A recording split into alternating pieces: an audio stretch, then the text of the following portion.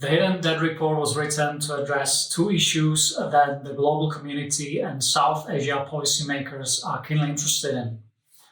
One is debt transparency, the second are trade-offs that arise when governments intervene directly in the markets.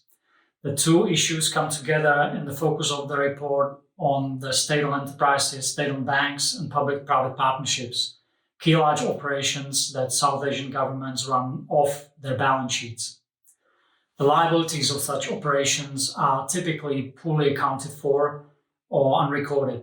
They obscure the big picture of how indebted South Asian countries really are.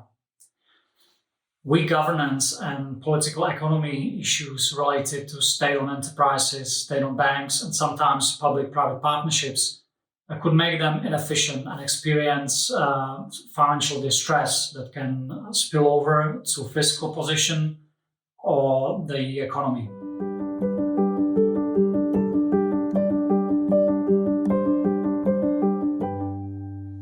Interestingly, in every country study, we find that the top 10 loss-making SOEs account for 80% of the total losses in the SOE sector. We also find that SMEs that started banking with state-owned commercial banks invest much less, and that this negative effect is stronger for SMEs with high sales growth.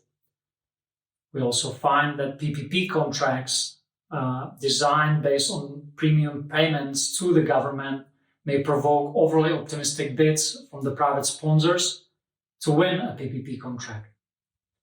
Interestingly, when subnational government is surprised by hidden liability, the total investments locally, both public and private, fall that year and remain well below that trend for 3 years after that shock.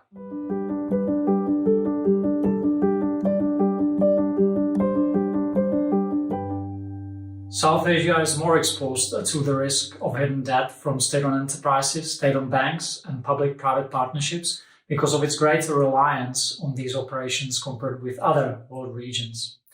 But the report offers recommendations that can help governments leverage public capital more responsibly through these operations to advance economic development.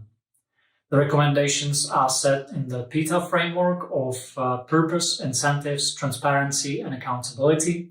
And the readers will learn, for example, that transparency includes both debt transparency and economic transparency, or that accountability must be demanded through a concerted effort of financial market, industry associations, civil society organizations, and the media to ensure that the operations are fulfilling their purpose and that they cannot be used for political self-interest or side deals.